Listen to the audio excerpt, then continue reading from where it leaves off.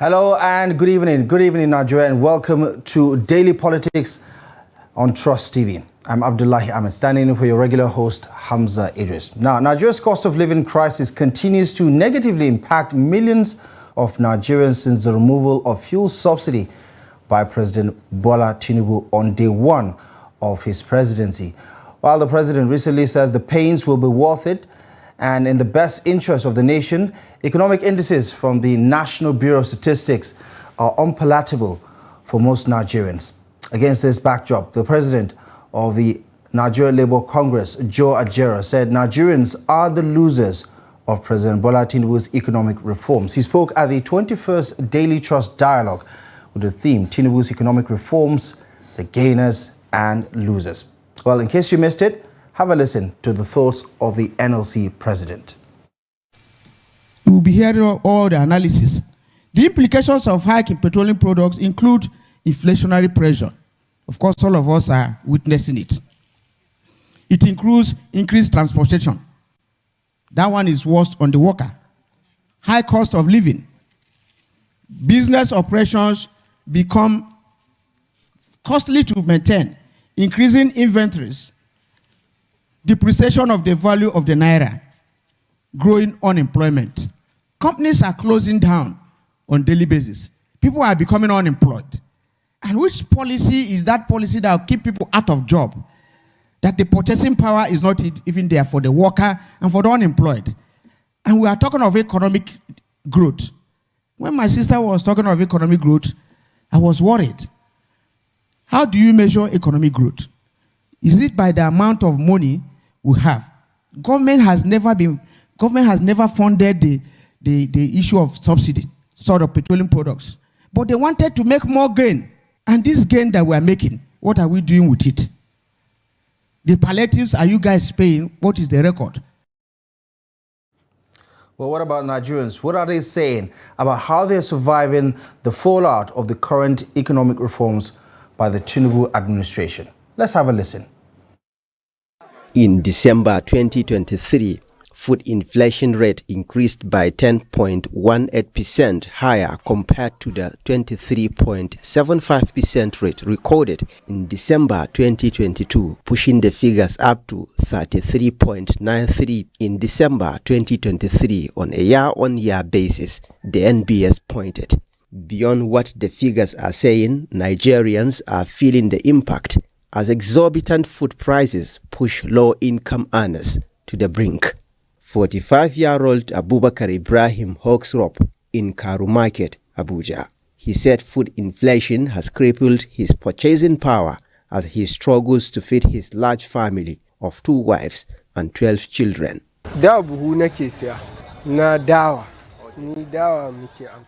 used to buy a bag of sorghum, but now I can afford only what lasts for 6 or 7 days due to the inflation. Traders here say a 50 kg bag of rice, which sold 45,000 naira in the last 2 weeks, now sells 51,000 naira. This explains why consumers like Maria downsize their daily expenditure. I do have 3 square meal plantain, but now it is now 2 square meal, and I do buy 5 mudu of rice. Now it's 3 mudu of rice. That's what I can afford. That's what my salary can afford. Then quarter pack of spaghetti. Normally I buy 1 pack, half pack. Now it's now quarter pack. I would like him to look into minimum wage. So we won't make everything come down for this government.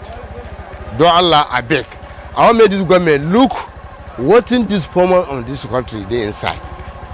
Make them look poor man, because this poor man I ain't called accuse both the governments. While consumers complained of food inflation, business operators, on the other hand, are badly affected by the current trend as low patronage slows down their businesses.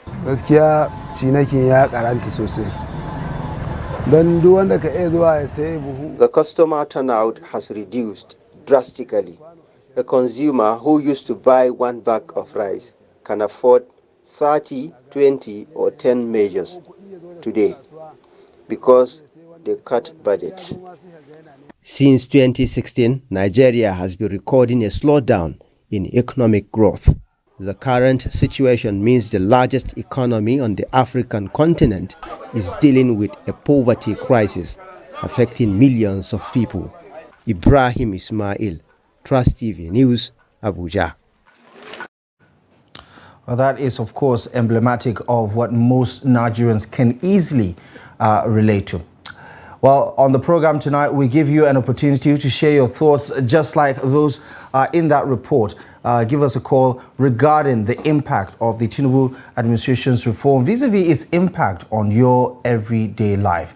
To help us with some analysis in the studio is a man who needs no introduction. Mukhtar Suleiman is a public affairs commentator and is joined the program tonight to help us navigate some of those talking points that have become part of our national discourse for the better part of at least a decade or so. Mukhtar, it's always a pleasure to have you join us in the program. It's always nice to be here. Right, okay.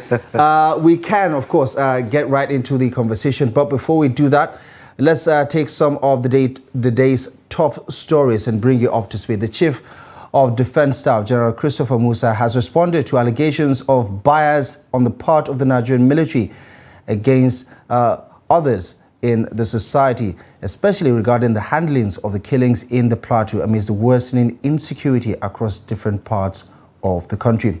The Chief of Defense Staff spoke in an exclusive interview with Trust TV on Friday. I mean, that it's worse if one side is saying the army is on its own side. What the armed forces is trained for is to be impartial, and that's what we do wherever we operate. And that's why it's important for people to understand that we are duty-bound to ensure that there's peace wherever we are. When the incident started, the military got in, and we're trying to make sure that both sides are kept apart.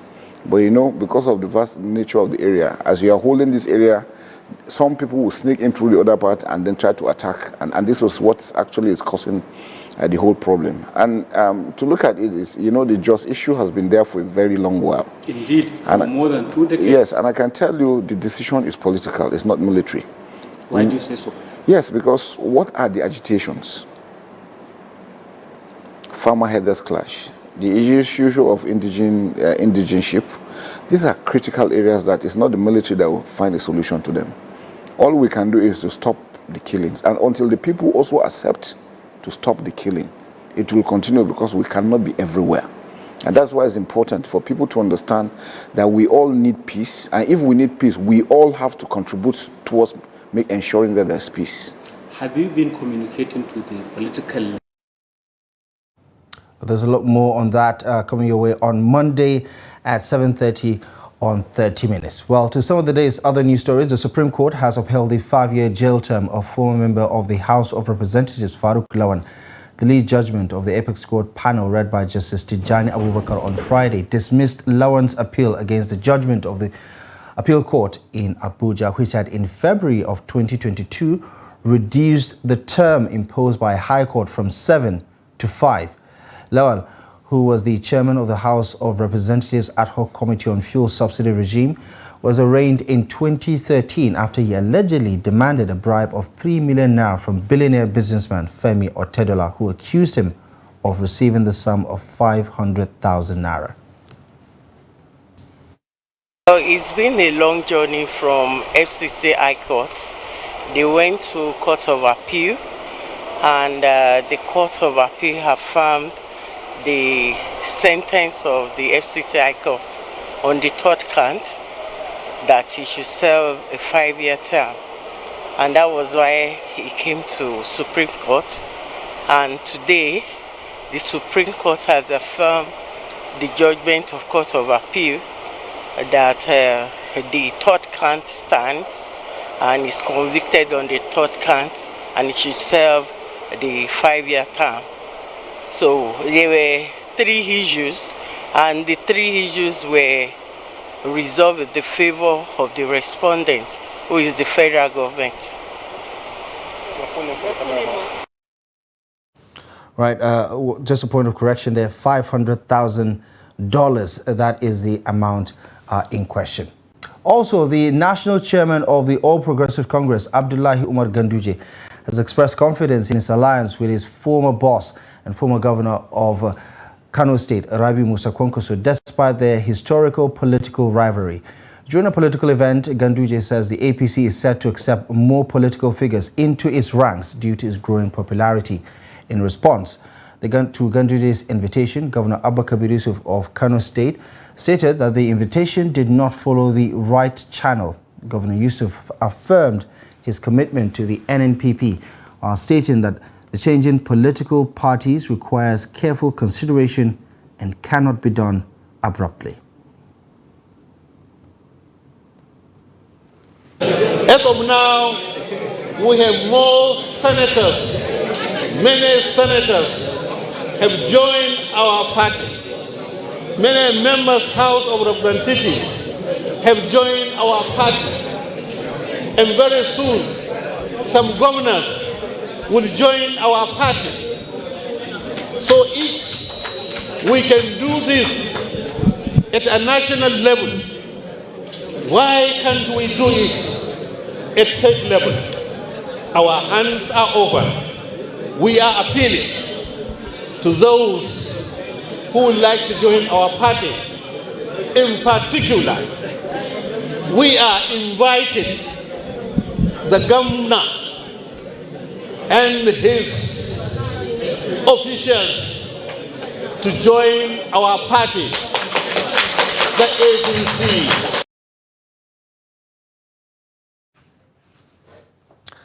Time now to interrogate some of the issues. Once again, our guest in the studio is Mukhtar Suleiman, a public affairs commentator. And if we could just start with some of the developing news stories and begin with Kano. Very interesting twists and turns there, politically speaking. I mean, you don't know what to make of it. Whether the temperature has been lowered 1 minute and then the next minute the temperature goes up. But what are your thoughts about this public invitation from the APC national chairman, who happens to be the immediate past governor of Kano State, to the not just the Kwankwasia movement, but directly to the governor, saying, listen, the doors are open, come back to the APC? You know, politics will always politic. That's one of the few things that, and the politics is really interesting these days. You think after the elections last year, this year, things are going to die down, but it's so interesting to see that the politicians are on their feet for the race for 2027. Peter Obi is strategically positioning himself as the voice of the opposition. Although I've not been seeing so much of Atiku Abubakar yet, but the political dynamics are actually changing, and everybody knows that if you slack, you lose. You snooze, you lose. So that's actually quite interesting to see. You can tell that even if it is not obvious, there's a salient expectation of Ganduje to deliver Kano in 2027, because Kano is quite strategic. It's one of the swing states in this country. You win the Kano votes, you tend to win the whole of Northwest. The only state that tends to tilt a little bit away from that narrative is Kaduna. So when you look at what Umar Ganduje is trying to do, he's trying to solidify his position as the APC chairman by ensuring that he can bring Kano into the fold. And we are all certain that Kwankwaso actually has a very strong wood and a very strong footing there right now. And this past week, we understand that the president, Bola Tinubu, is initiating some sort of reconciliation moves to reconcile Ganduje and Kwankwaso, who have fallen apart for the better part of the past 5 or 6 years and counting, give or take. Where do you think this is going, especially when we understand that Kwankwaso himself, as a politician, still has ambitions of trying to become the president of this country? Well, you have to also look at the part that is seeming as if Kwankwaso has internal wranglings and internal disputes with the party currently, because I know that some weeks ago, sometime in December, there was that issue of him being ousted or suspended. So I think that's what the APC is trying to leverage on, the fact that things are a bit precarious for him currently. But I don't think it's despite all the talk of merger between him, Peter Obi, and Atiku Abubakar. Again, Kano is a very strategic place. Everybody wants a piece of that pie, especially when it comes to 2027 general elections. So it's that thing, and we all know that certainly beyond the party, the man who controls Kano currently and the mandates there, tested and trusted, is Rabiu Kwankwaso. And so whosoever it is that he throws his weight at, come 2027, would win the Kano vote. So because of that, everybody's trying to see how they can actually appease him. But we all know what politics is. Politics is give and take. Well, I'm sure the man is weighing his options and what they are offering him from all the different parties who are actually looking for how they can bring him on board. And he's going to look at I won't be surprised if he eventually leaves the NNPP and goes somewhere, because at the end of the day, that's how our politicking has always been. The ability to move around and just the dynamics of it, the dynamic movement that actually does happen. But let's see how that unfolds in the coming month or in the coming years, because this decision, I don't see it happening anytime soon. To say the least, it's a pregnant statement about the invitations and all the promising developments that may likely because if you come out of if you see what had transpired between Kwankwaso and Ganduje, it's while we know that politicians reconcile, it's going to be really difficult for that reconciliation to take place, because in politics, even in the realm of ethical politics, there's a kind of loyalty you don't break. Even if there's a loyalty we understand, when you break, like, okay, fine, we agree with this happens. But the type that happened between Kwankwaso and Ganduje seems to be that type that, man, it's going to be really difficult. There is a personal element attached to it. Yes. Talking about other developments, the Farouk Lawan case, in one of the oldest political corruption cases that we've had.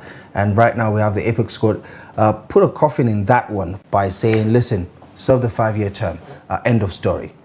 Well, it's you get to see that part of the reason why that case have actually survived as long as it did, because they tried to tie up the case in court for years, but the person who is suing, and one of the plaintiffs of the case, is a very rich man, so he had the money and the lawyers to actually keep the case going, and that doesn't seem to be the case most of the time with other politicians, because we know that what Farouk Lawan did is something that actually does happen a lot of the time, and we have to find ways to ensure accountability for our political systems in the country. And I think that's what the Apex courts have done currently. Now there's a precedent to actually cite whenever we want to go back to suing anybody else who collects bribe and becomes public knowledge. Right, okay. And a final thought on one of the issues raised by the Chief of Defense Staff about the impartiality and professionalism of the Nigerian military, which has been a source of question, especially since the viral video that was released by the CAN chairman in Mangu, accusing the military of taking sides in the fight across the plateau over the past week, or this week perhaps. What are your thoughts about, his comments that, they're getting battered from both sides? You have a section of, the community that is saying the military is on the other side, and the other side saying that, the military is on the other side. And he said, maybe that's a good thing, because if they both are accusing us of supporting the other side, maybe we're doing our jobs at the end of the day. I think one thing that most Nigerians need to understand is that the military, it's not a government of its own. And because we're not a military-led system, we're a democratic system, all uniform jobs, all military personnel are subject to democratic rule. So every single time that the military has to take a step, the politicians have to be made aware, and they have to be the ones to give the say-so. They go ahead. The GCFR, that's the president himself, the GCON as well, that's the vice president. But although we know that ultimately it rests on the president. So people need to really understand that it is not the president, it is not the military that operates in. They don't operate in a vacuum. They're not an abstract entity. They operate under set orders and as provided by the Constitution of the Federal Republic of Nigeria, and that needs to stand. And another thing that people need to understand is that what is happening in the plateau, sad as it may be, it's not really a religious conflict. This is a social conflict that has it's a resource-based conflict, and this needs to be addressed. Just because both sides fighting are predominantly one religion or the other doesn't necessarily mean that it's the religions that are fighting. But it is actually about land, if you trace the history properly. And one thing about conflict is that if we do not address issues from the causes and we keep focusing on the effects, it becomes really difficult for us to find lasting solution. It is why for issues of farmer herders clash, it took us years for us to actually come to terms with the fact that this is about desertification in the north, and that's pushing the cattle rearers to the south. And the cattle rearing is not something that is very predominant. I grew up in Warri. Until I came to Abuja, I have never seen a cow crossing the road. So that seemed to be new to them in the south. And until we began to address that dynamic before the tension actually doused down. Yeah, I mean, there's also the conversation about weaponizing the fault lines around ethnicity and religion, which has always been the case.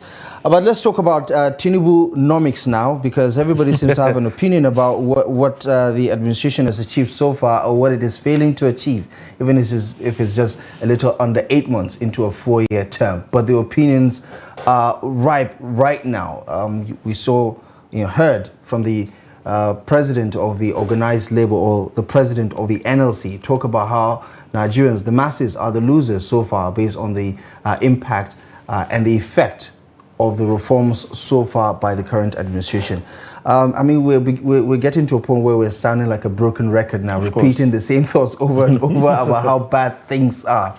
But the president this week acknowledged that, listen, while I understand that the pain is unbearable, we're about to reap the rewards of the pain. It's darkest before it's done. I mean, he said it over and over, even in the national address. What is your view on balancing, this analysis as we weigh the positives as well as some of the negatives as a result of the economic reforms? Policies are only as good as their implementation, and I think that is where we've sort of been getting it wrong as a country. It is the implementation side of it. Now, when you want to roll out economic policies that tend to address long-term goals for the economy, and you are asking the masses to actually sacrifice something, the masses need to see that those that are at the helm of affairs are also sacrificing something, and that doesn't seem to be the case, because we're seeing our leaders living la vida loca. We see them the way they were in Abuja. For those of us who are here, we see how they move around. We see the kind of lavish lifestyle that most of them are leading. So this does not really speak well for the president's assurances. For Buhari, we always got I assure you. For Tinubu, we are getting I recognize your pain. But you're not really doing. We agree. You recognize. Think there's a lot of pain. lip service in managing the situation? Well, I wouldn't want to call it lip service, because again, the administration is new. We're still trying to see how they're going to find their footing. I don't think that economic policies, the benefits of economic policies, are going to begin to roll out immediately after the policies have actually started being implemented. But I also think that if you're asking us to sacrifice, we should see you sacrificing. Well, one of the things I know I applauded for the president was when he cut down his motorcade by about 60% some weeks ago. And the travel, for himself, for the vice president, for the first lady, and almost every other person. But which was a good thing, but it was not significantly enough. We need to see a lot of other changes, because the ripple effect that the removal of fuel subsidy has done alone, even if we know that it was not President Bola Ahmed Tinubu that actually did it, because if we're being frank, it was Muhammadu Buhari who removed it. It was never in the budget for 2023, and that is what, if you go back and listen to the president's speech during the inauguration, he said the budget I was given, there is no fuel subsidy. That means fuel subsidy is gone. But so most people tend to think he was the one who did that, but he really wasn't. It was actually President Muhammadu Buhari. But then again, it's an economy that he has inherited, and he has actually owned up to it that yes, okay, fine, we removed the fuel subsidy, and that's fine as well. But that's our reality currently. But it is also very, very important that we actually also look at the government itself actually has to look at how best to implement this in a way that we can begin to see low-hanging fruit successes. That's one of the reasons. One of the reasons I'm happy about the commencement of operations from Dangote refinery, although I know that the commencement of operation does not necessarily mean that the price of fuel will go down, because if you look at how much is buying crude over the cost of production, it's going to reduce the burden on FX, but it might not reduce the price of fuel, because they are still buying crude at 500 and something naira per liter from NNPC. So if they're buying crude at that amount, imagine cost of production. When you have the cost of production and every other thing, it's still going to be within the same range. But however, we're hoping that because it's going to reduce the burden on FX, that we're not going to be importing anymore. Perhaps the economy will grow in terms of the naira would gain more value, and at least if the naira gains more value, we'll get more value for our currency when we use it, more purchasing power. We want to purchase things, and I think that will also help with the economy. Right. Of course, that analysis is as old as perhaps some of the Gen Zs that we have right now in the country, who would say, listen, I recognize this conversation has been the same for the better part of the last 10 or 20 years, but still, the solutions may appear elusive because several administrations have tried to apply, the same old approach to fixing the Nigerian economy. Well, what are your thoughts? We'd love to hear from you, so feel free to join the conversation. Give us your thoughts, give us your views. If you have questions, please send them in by giving us a call to the number showing on your TV screen. Rules of engagement: please turn down the volume of your TV set and try to be as precise, as concise and articulate as you can be, so that we can create room for a lot more people to participate in the conversation. from the APC side, from the government side, they say, listen, it's too early, 8 months in. Why are we passing judgment this early into a 4-year term? Do you understand from their point of view why that would be the counter argument for, you know, some of the analysis so far? Well, for the longest time, everybody keeps saying it's early, it's too early for us.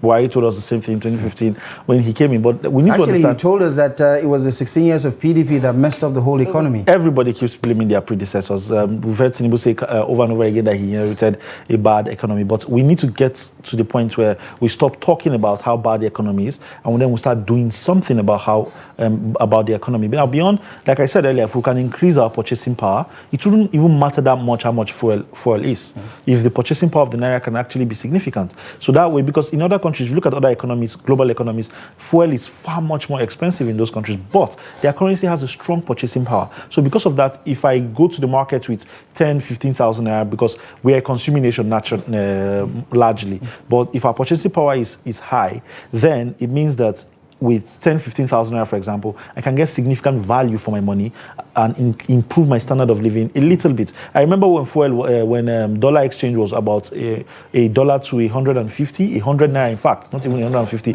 Back then, I was doing my diploma studies, and I would go to the market with 13,000 naira, and I'll buy enough foodstuff for a whole semester. I would not need to buy foodstuff again for the whole semester. And I think we need to get back to that point, and it comes down to the ability for the government to actually walk back some of the bad policies that especially the CBN has actually doled out over the years, and see how best the economy can actually grow. And that involves also manufacturing and exporting, which is where the Dangote refinery so far looks like it's going to be a significant help in that aspect, reducing the burden and the effects. Where do you stand on the performance of the rollout of the federal government's palliative that is supposed to cushion the effect of subsidy removal?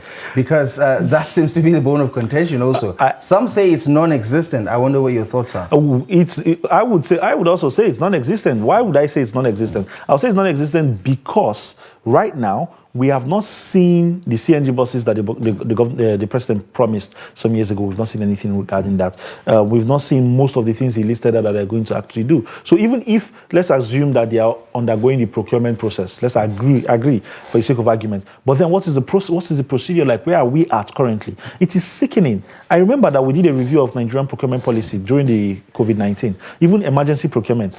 Even our emergency procurement does not actually is not as emergent as emergency sounds. So the procurement process is long and tedious and very, very painful, because the president should have been able to ensure, using his own political will, to ensure that there's an expedition of the processes, to ensure that all of these palliatives, as they call it, I really, really hate the fact that we're still doing palliatives at this point, but the palliatives are actually rolled out, and that Nigerian people can actually begin to see. Because none of the state, let's take for example Abuja, for example, if you drive or you're able to afford boat rides, you do not get to understand how terrible our intra-city transport network is.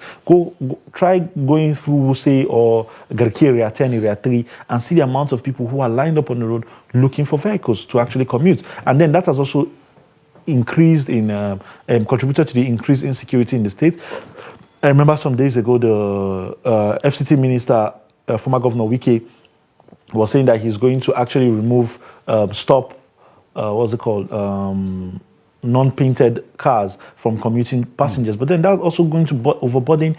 We don't even have an intra-city transport network currently. So how then do you augment or help alleviate that side of what's going to happen? I know that we're trying to address insecurity in the state, in the area, but most of these things are issues that I wonder if the government actually thinks about these things really carefully, and if they really, really play to the gallery of some of the things that they actually promise. Okay, let's speak to our first caller on the show, and as always, it's someone we already know. Shamaki is calling in from Nasarawa. Shamaki, good evening. Thank you very much for joining us on the program.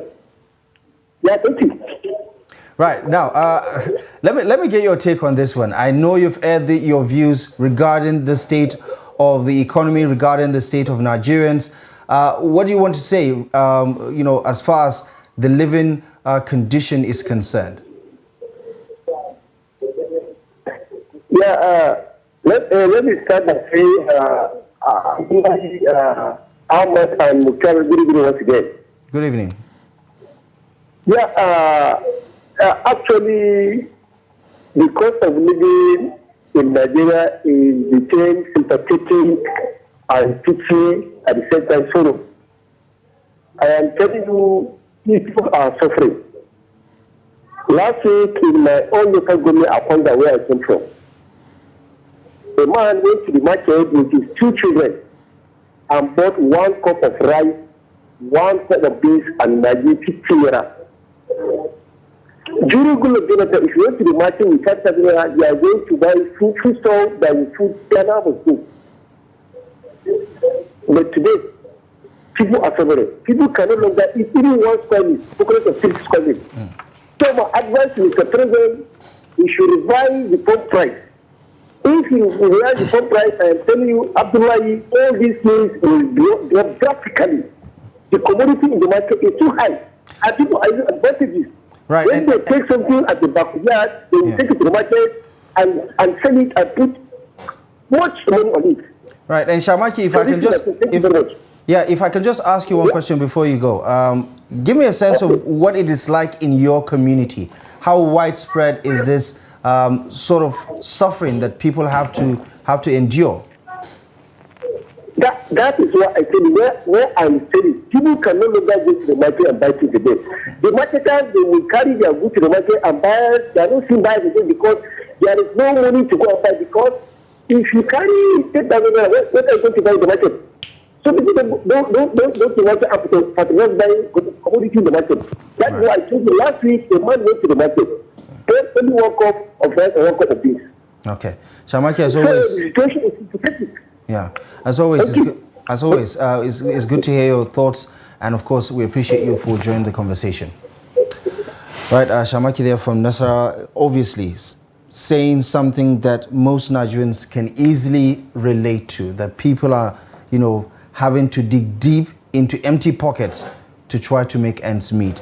And, it's safe to say that, you look at the situation, you say, listen, maybe perhaps Nigerians have become a society of people who are, functioning depressives, that we can find a way to make it look like, like the Fela song, suffering and smiling.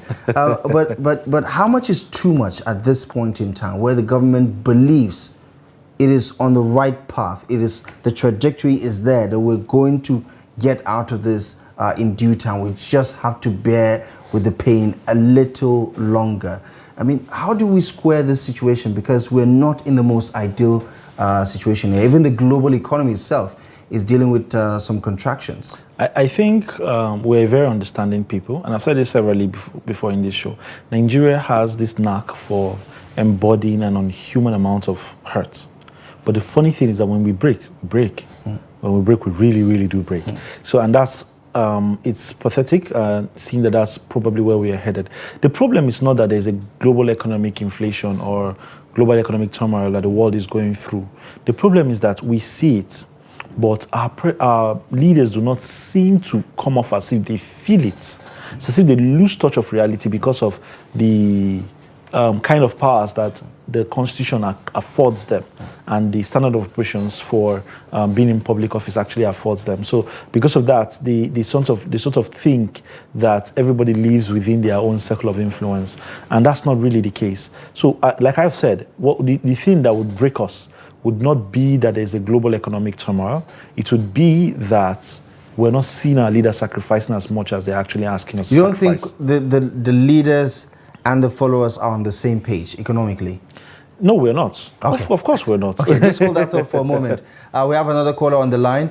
Hello, good evening, and welcome to Daily Politics on Trust TV. Who is on the line and where are you calling from? Yes, I'm calling from Benue.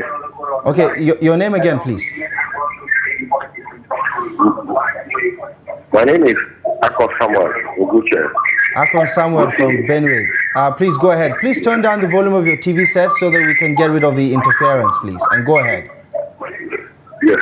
The fact is that the economy in this country today. Yeah, go ahead. It's okay.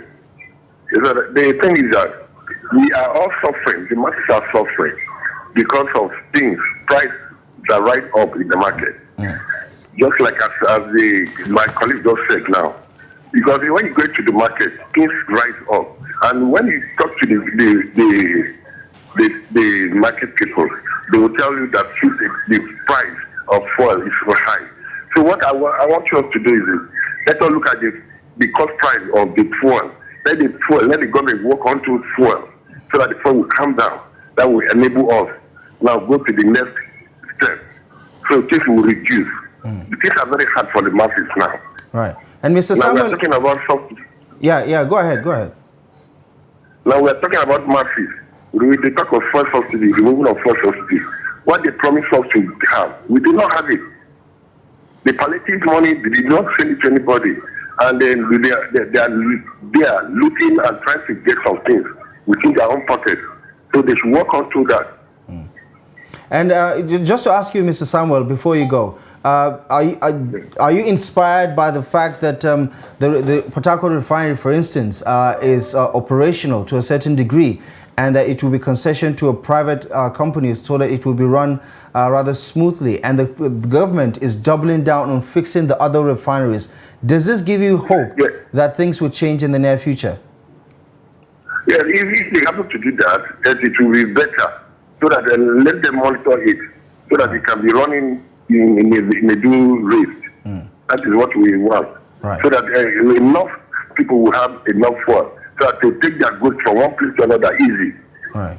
Okay. Thank you very much for those thoughts, Mr. Samuel from Benue State. We really appreciate you for calling in on the program. We'd love to hear more voices, so feel free to join in. As a Nigerian, we'd love to get your personal experience regarding the performance of the economy and what we all can wholeheartedly agree has been one of the most difficult periods in recent history. An all-time record high inflation rate, and of course, it's very telling that commodity prices are soaring, and they continue to soar in light of all that is happening and all that continues to happen, despite the government's commitment to reform things and turn things around. Back to that question. Before we even get back to that, I think I want to write on one of the things that you actually said when you said you go to the market and then you see that the price of commodities are skyrocketing, and they tell you because fuel has actually gone up. The reason why, it's not really because of commuting goods. That's why the prices are skyrocketing. It is because for us, we are in charge of generating our own primary source of power as a country, which is not supposed to be the case. So because of that, that means manufacturing costs will also go up. If manufacturing costs go up, wholesale costs will go up, retail costs will go up, which in turn makes it very difficult for consumers to actually access those products. So it's not really the commuting that is the problem. It is the manufacturing cost that the cost of fuel contributes to. So you go to a hotel, for example, and you want to stay, or you want to do a business to a hotel, they begin to calculate the cost of diesel right now because they know that at some point you're expecting 24-hour power supply when you get there. They know that at some point there's going to be power outage and they need to run diesel for you to actually be able to be more comfortable. The same thing goes with almost every single part of the consumables that we have in this economy, and that is why prices in the market are actually skyrocketing. It is really sad and pathetic. And I've said this severally over and over again that as a country, if we can fix the issue of power outages and then we can fix our inter and intra-city transport networks, nobody would care so much about fuel. That way, when you're driving your car, it is luxury. Because you don't necessarily need it. I have friends who live abroad, and sometimes when I travel, we don't necessarily need to drive because there's an effective and efficient intra-city and inter-city transport network, so much so that driving for you is even stressful. So I think that is something that we need to actually get right as a country. Or even more expensive. It's expensive to drive, because of the cost of fuel. That's why I said the price of fuel is not really the problem. It is the other economic indices that we actually need to fix. And because if you go anywhere in the world, the CNG buses that the organized labor is trying to negotiate with the federal government is supposed to be a part of the solution that eases the stress and the burden for commuting. For commuting, yes. Do you think if we get that in place, especially now that CNG is becoming not only popular but looking like a real viable solution, because we have some of these conversion centers spring up, in Kaduna, in Lagos, in Abuja, in other parts of the country. Do you think that even though right now it is not yet Uhuru, that the signs are there, the telltale signs are there that in the near future we could tilt towards a much more sustainable situation? Well, you know, when you want to look at economic policies, for example, as a communications professional, one of the key things that you have to actually look again is also consumer behavior.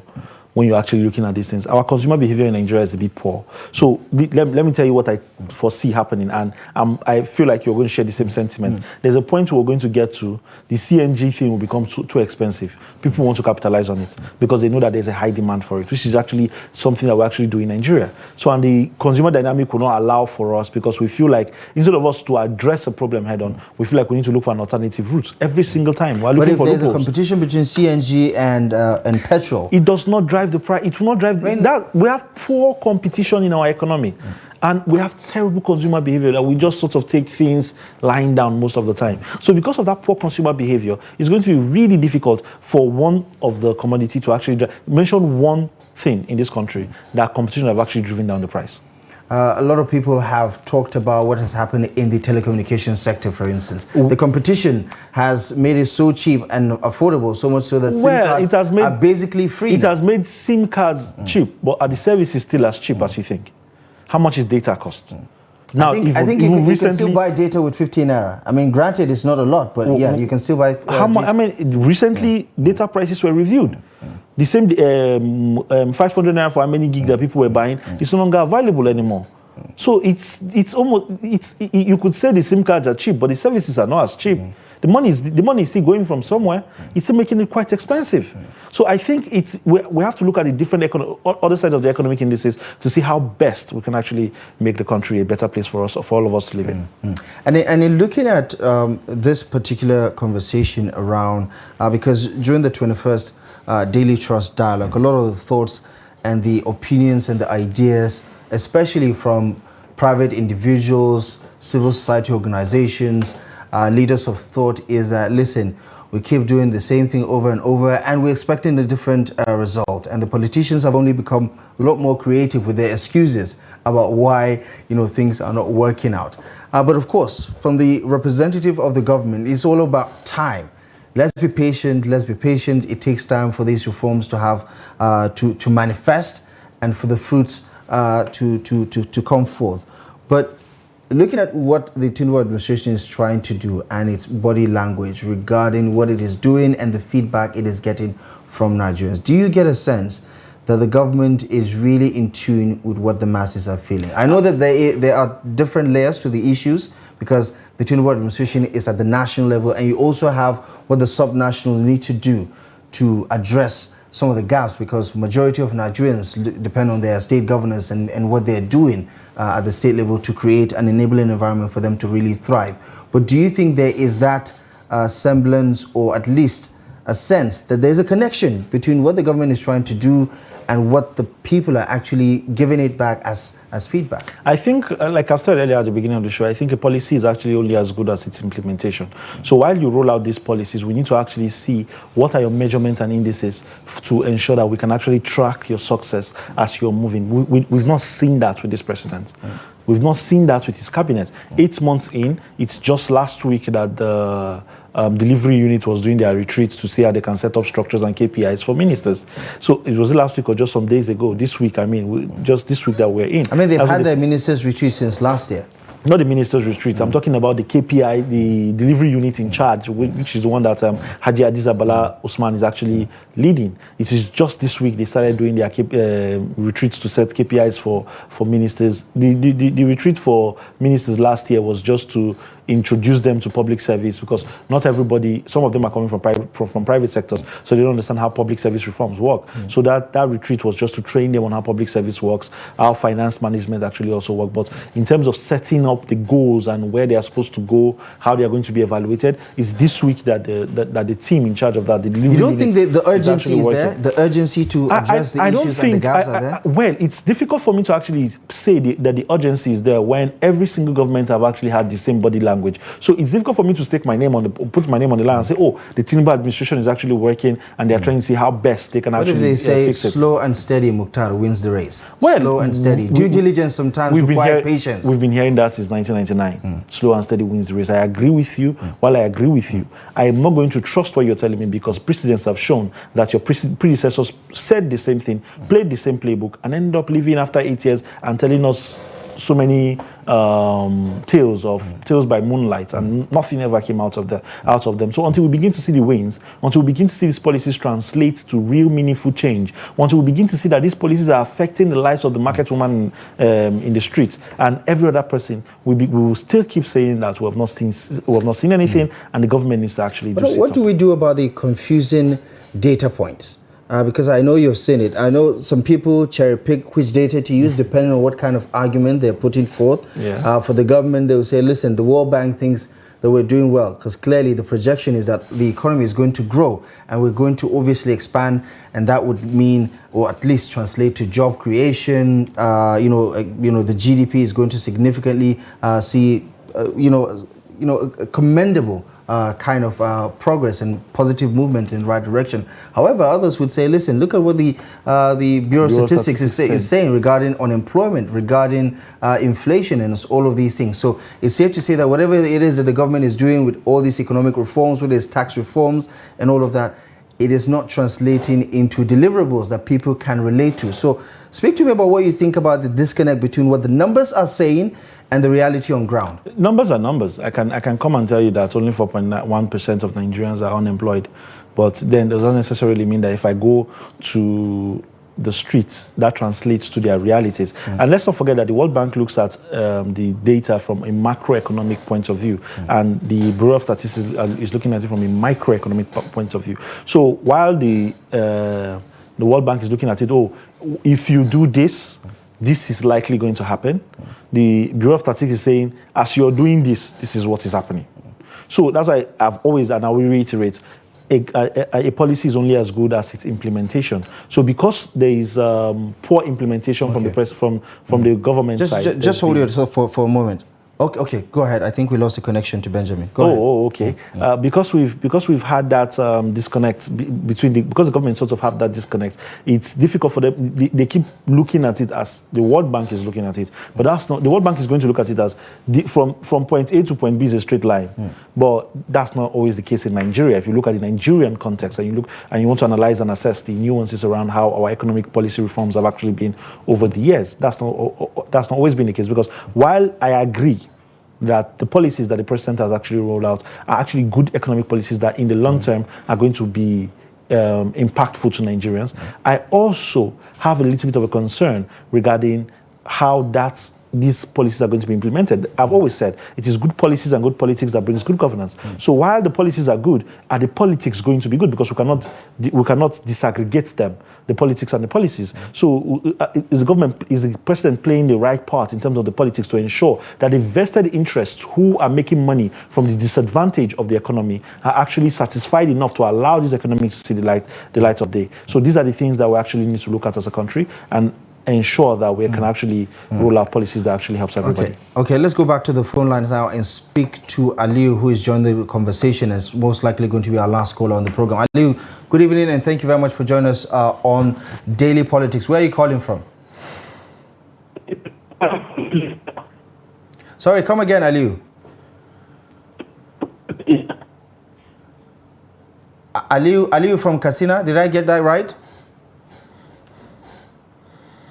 Okay, it appears we have lost our connection to Aliu and he's not going to have the final say regarding that. And of course, we can understand how sometimes tricky the network service can be, which then again speaks to the service delivery in that sector in and of itself. But of course, let's square the circle and try to find a glass half full version of this conversation. Is there a glass half full version that you want to share? Of course, there's a glass half full version, which is to say that the policies that the president is actually rolling out are actually good policies. So we can all agree on that front that these are good policies and that eventually if they're implemented right, there's going to be a lot of change in the country. But that glass half full is still like an illusion. because it's like when you're traveling and then you see water ahead of you. Meanwhile, it's just the sun reflecting the car. Right. So that's because that's what the politicians have actually taught us, and so right now we're dancing to that gallery. I like that the polity is actually changing. I like that the dynamics of our politics is actually also growing as we are as a country. And I hope if President Bola Ahmed Tinubu, in his third year of office, has not been able to achieve a single metric of economic reform that has actually changed the lives of Nigeria, I really hope that we vote him out. Okay. Cautiously optimistic. I don't know how the glass half full became a mirage, but anyway, I hope that the positive-minded people out there, the optimists, do take that and run with it. Mukhtar Suleiman, thank you very much as always for your invaluable insight and of course for joining us on the program tonight. Thank you very much. Appreciate you very much for stopping by. All right. And of course, for all those of you that called in to the program, made it successfully to be a part of it, we really do appreciate you for your contributions. For all those who tried, well, let's try again next week when we return live and exclusive on Trust TV. That's it on Daily Politics for this week. We most like to appreciate you as always for being a part of the program.